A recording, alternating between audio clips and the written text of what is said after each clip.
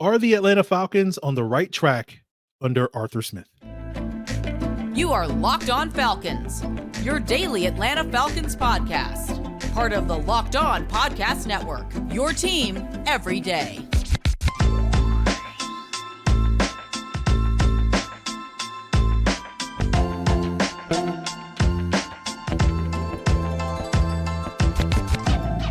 Welcome back to another illustrious episode of the Locked On Falcons podcast, your daily Atlanta Falcons podcast, part of Locked On Sports Atlanta, your team every day. And today's episode is brought to you by Gametime. Download the Gametime app, create an account, and use code LOCKEDONNFL, and you'll get $20 off your first purchase. Last-minute tickets, lowest price, guaranteed. So if you don't know me, I'm your very humble host, Aaron Freeman, covering the Falcons for many years, formerly at FalcFans.com, RIP, still going strong. Formerly on Twitter at FalcFans, RIP. You may also know me as Sirius Black, Mr. Drew. My friends call me Negative Nancy, but you can call me Mr. Drew.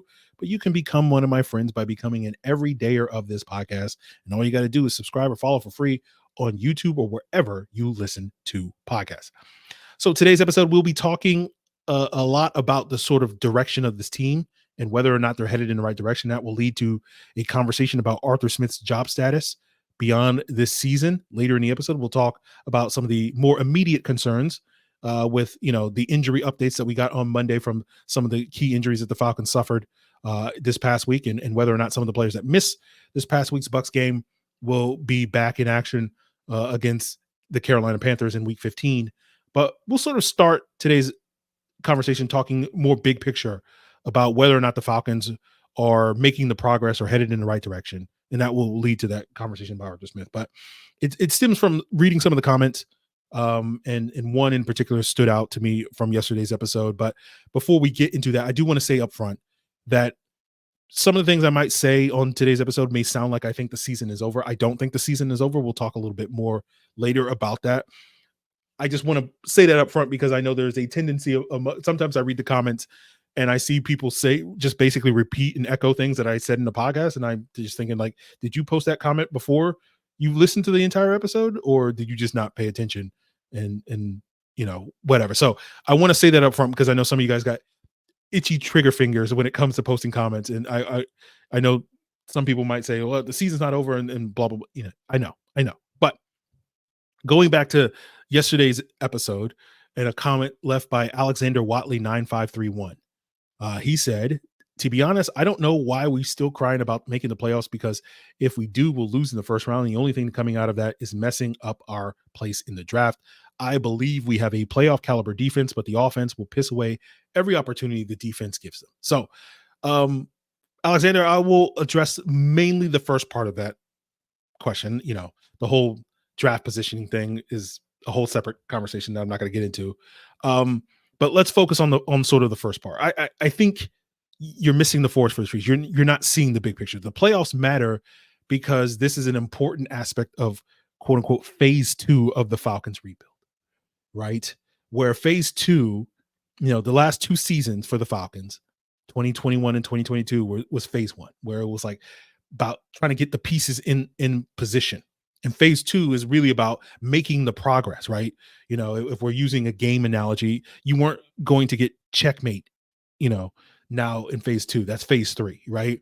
Phase 2 is like you're opening moves now that you've actually, cleared the cap space and now can actually start making progress on rebuilding this team and building up this roster to reach a level where you can actually go and be expected to win a playoff game, right? And so this season really was all about showing that progress, to go to owner Arthur Blank, if you're Arthur Smith and you're Terry Fontenot, to say, look, we're on track, right? And this is going to take time, right? This is going to take time. That's an aspect that I think a lot of folks I've talked to over the last, 6+ months seem to not understand.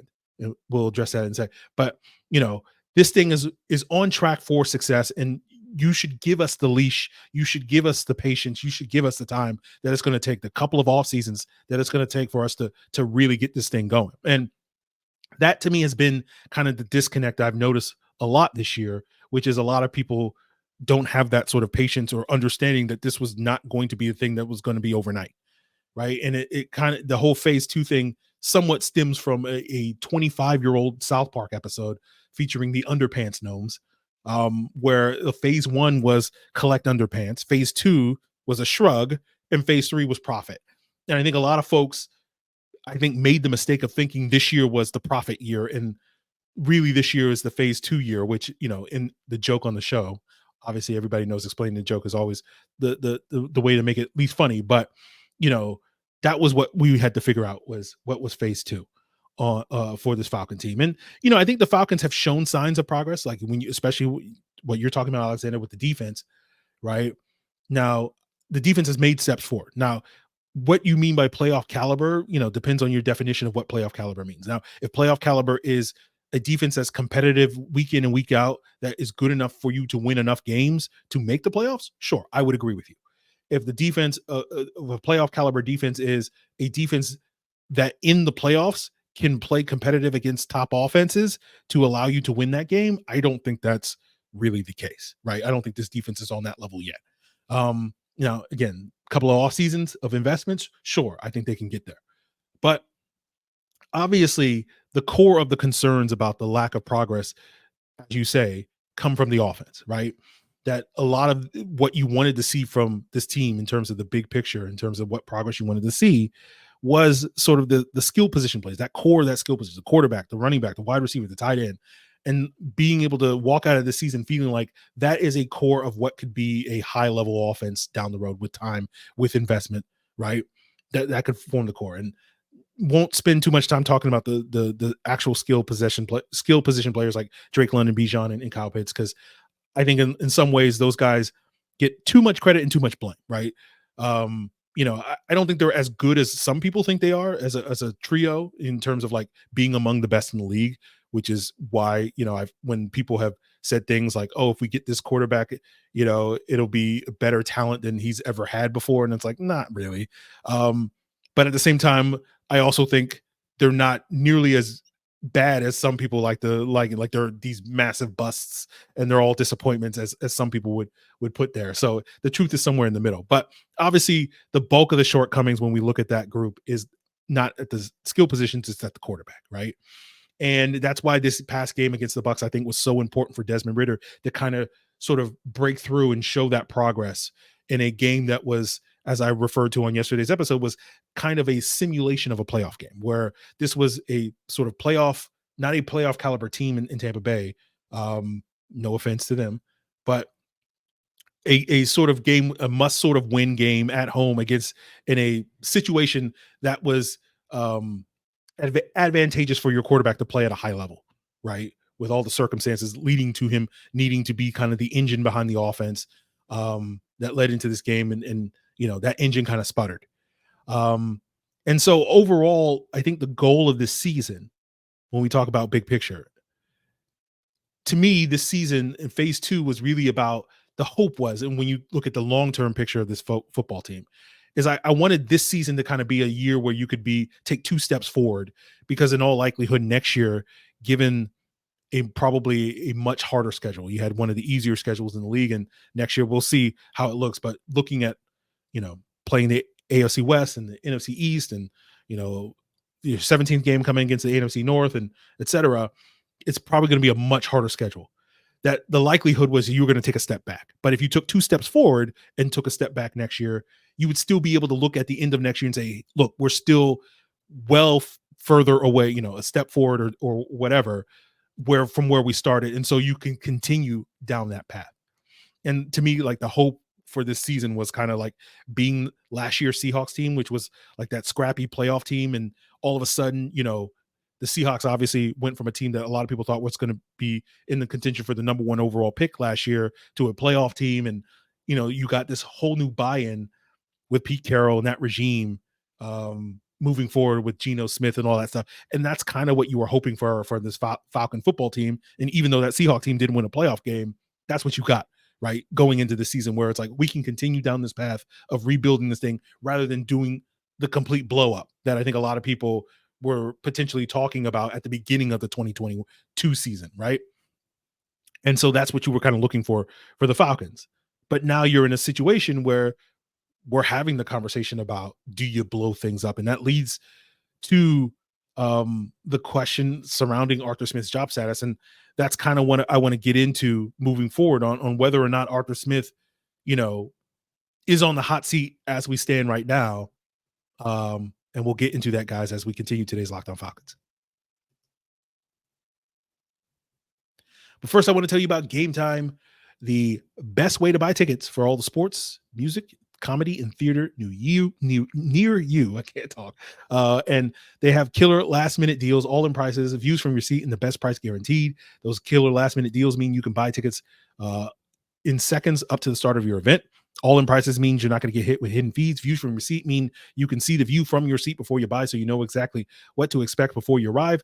And Gametime's guarantee means you'll get the best price. If you find tickets in the same section or row for less, they'll credit you 110% the difference. Take the guesswork out of buying tickets with Gametime. Download the Gametime app, create an account, and use code LOCKEDONNFL for $20 off your first purchase. Terms apply. Again, create an account and redeem code LOCKEDONNFL for $20 off. Download Gametime today. Last minute tickets, lowest price guaranteed. So before we continue today's Locked On Falcons, I want to plug the Locked On Sports Today 24/7 streaming channel.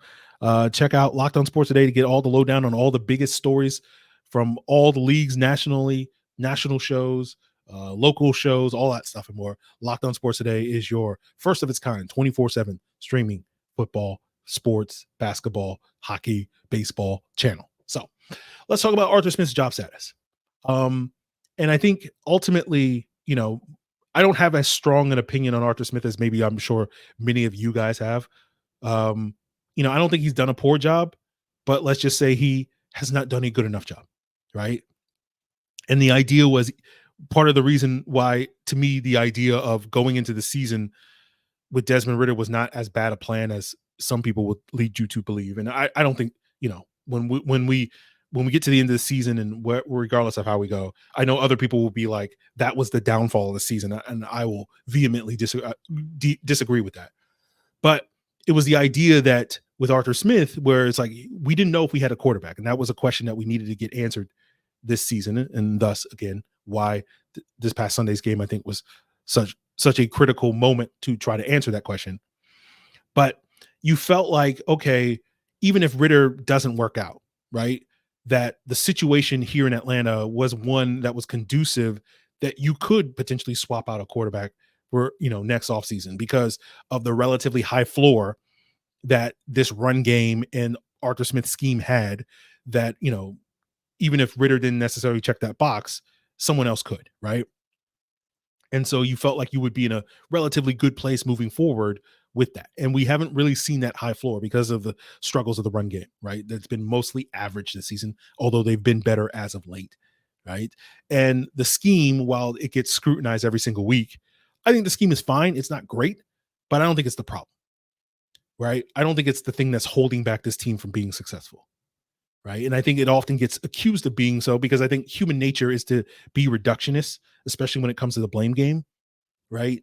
That I think, it's much easier. What I mean by that is, you might have 10 problems and it's much easier for you, mentally to just basically look at one of those problems and say, all my problems come from this one thing, and they kind of ignore the other 9. Because when you look at the 10 problems in as a whole, you get into that sort of existential crisis, and it feels much more insurmountable to overcome 10 issues as opposed to 1, right? I just think it's human nature. We are wired to try to be reductionist when it comes to the blame game. And so for me with Arthur Smith, I'm in a similar place with him right now. We'll see how the rest of the season plays out, but I'm in a similar place right now with him as I was with Matt Ryan at the end of the 2021 season, where it's like, I don't think he's the problem, but I don't think he's the solution either. Right. And so it begs the question that I'm sure many of you have. It's like, yes or no, Aaron, do you think Arthur Smith should be fired? Now, if I have to give a yes or no answer, I think the answer is no. And I think part of that is due to, I do not expect him to be fired.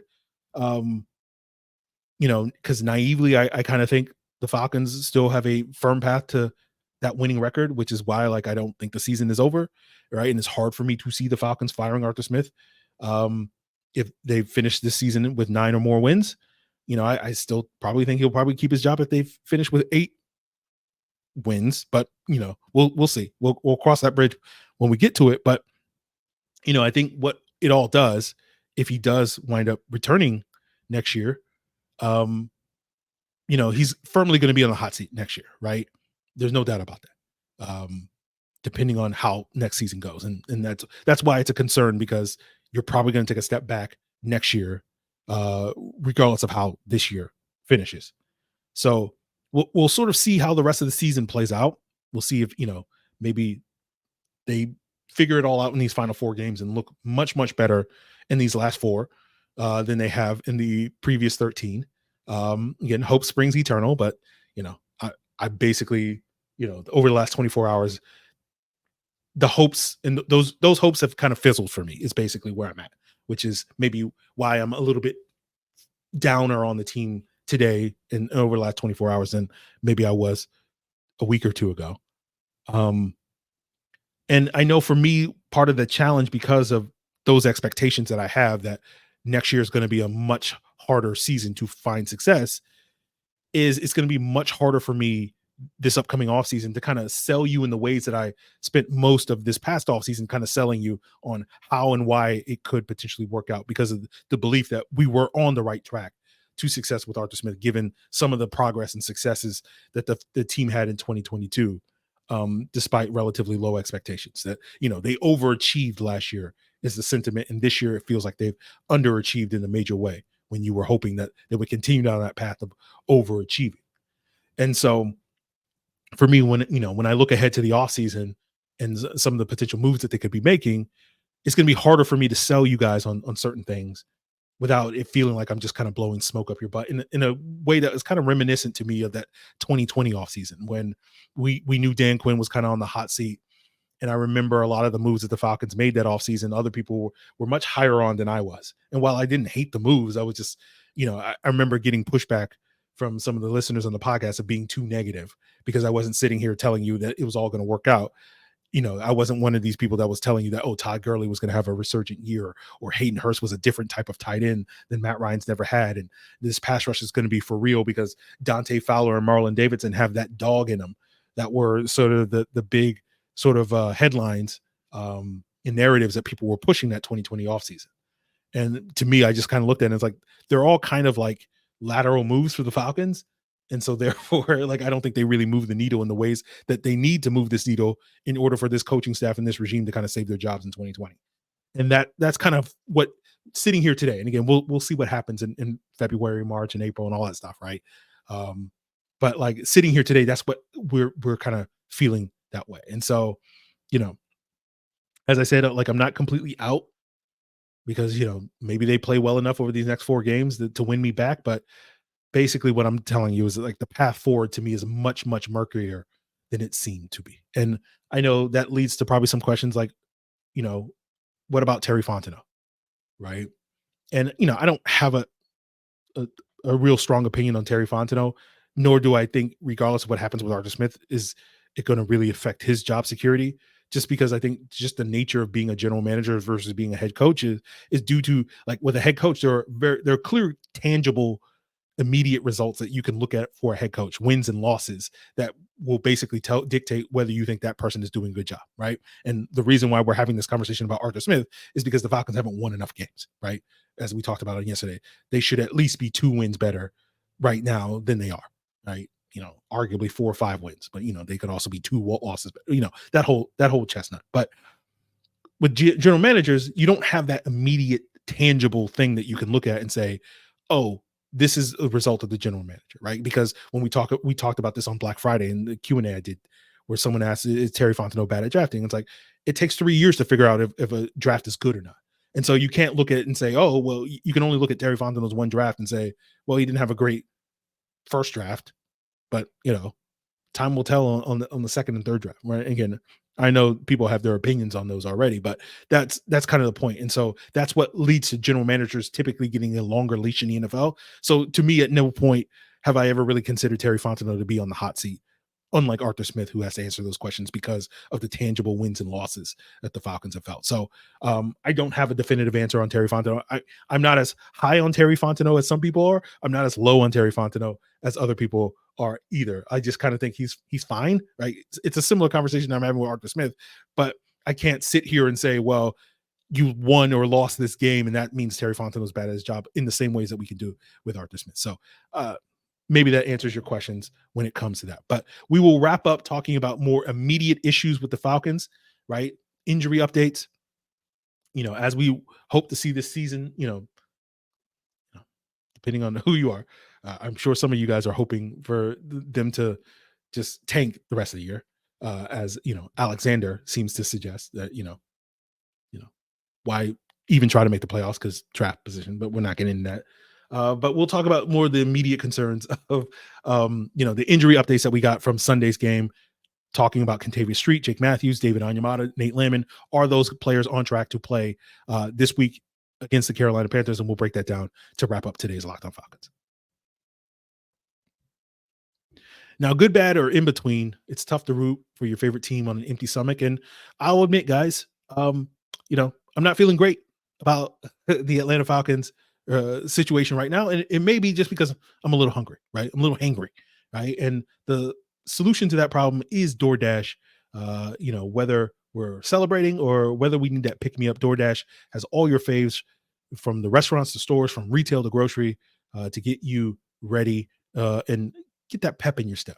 And if you are looking for that pep in your step and looking to save a little money, you can get 50% off up to a $10 value when you spend $15 or more on your first order when you download the DoorDash app and enter code LOCK23. Subject to change, terms apply. Don't forget, code LOCKED23, LOCKED23 for 50% off up to a $10 value on your first order when you download the DoorDash app and spend $15 or more. Subject to change, terms apply. So as we wrap up today's Locked On Falcons, let's talk a little bit about the injury updates that we got from Arthur Smith on Monday in his press conference. And, nothing clear cut in terms of definitive status for this upcoming week. It did sound like the Kentavius Street injury, which was a pec injury, was probably the most serious of the ones from yesterday's game. Arthur Smith indicated that he's going to get another opinion. And, usually when we talked about this before, I can't remember with what player we talked about it. I want to say it was maybe when we talked about the Jeff Okudah injury back in August.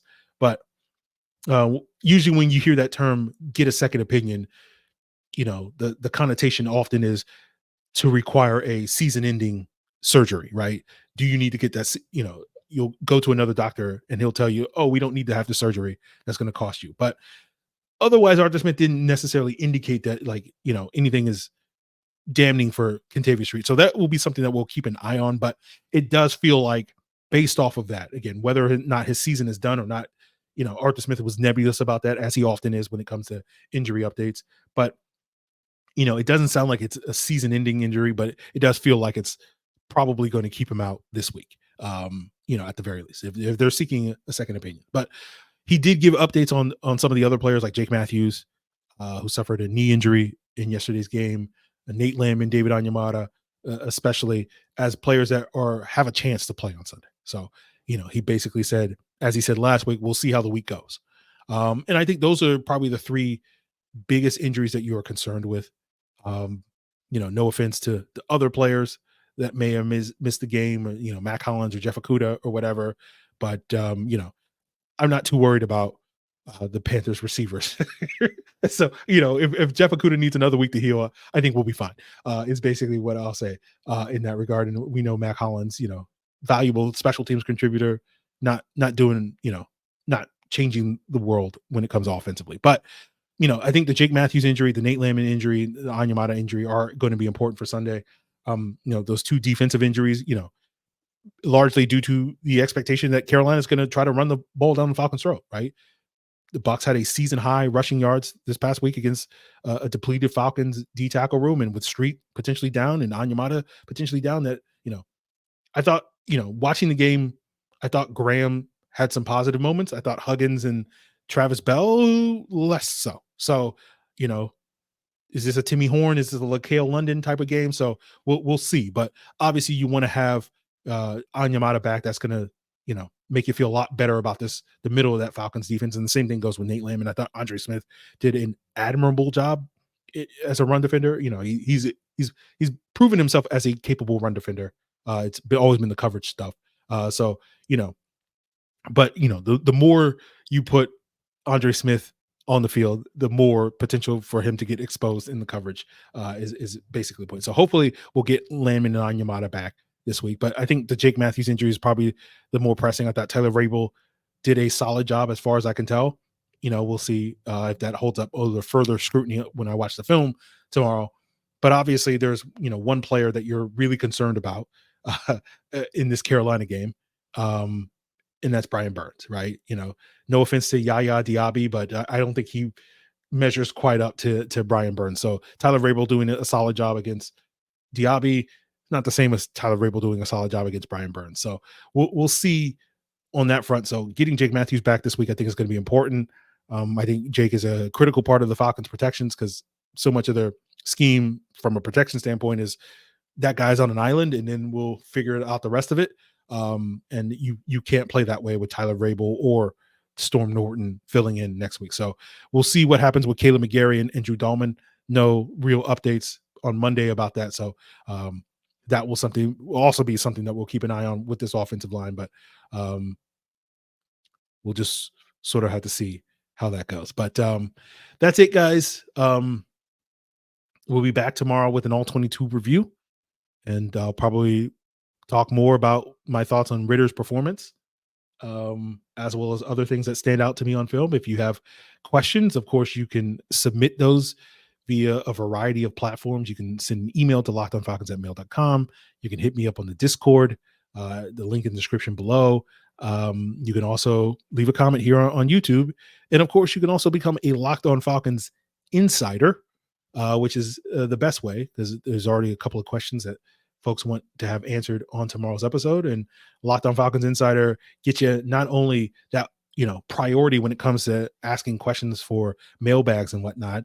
You also, can have that one-on-one conversation and feedback with me, that aren't related to mailbag questions. If you need me, if you're looking for an orange pepper or lemon pepper chicken wing recipe, you have that access to me to hit me up for those things. But more importantly, you get access to that extended all 22 review, which is typically anywhere between 30 minutes to an hour of high definition film analysis of the things I talk about and other things I don't talk about on the regular all 22 reviews that you guys will be listening to or watching on tomorrow's episode. And to get access to that is join the link in the description below at joinsubtext.com/lockedonfalcons. You get a 14-day free trial, and then it's $4.99 a month after that.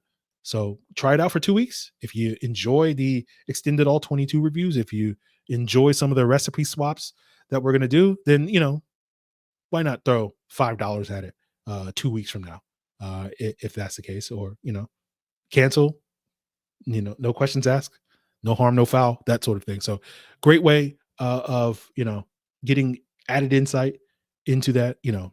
I'm sure when we talk about Desmond Ridder on tomorrow's episode, you not only want to hear me talk about it, but you want to see it. And so that's what the extended all 22 review will give you. So that is it, guys. That's going to do it for us here on today's episode. Continue to make us your first listen, like and subscribe, right? We just passed 8,000 subscribers. So, let's try to get to 9,000 sooner, faster. Hit that subscribe button if you haven't already. Hit that like if you haven't already. So that is going to do it for us, guys. Continue to check out Locked On Falcons as your first listen. Check out Locked On Sports Today, Locked On Sports Atlanta, 24/7 streaming channel. It's all part of Locked On Podcast Network, your team every day.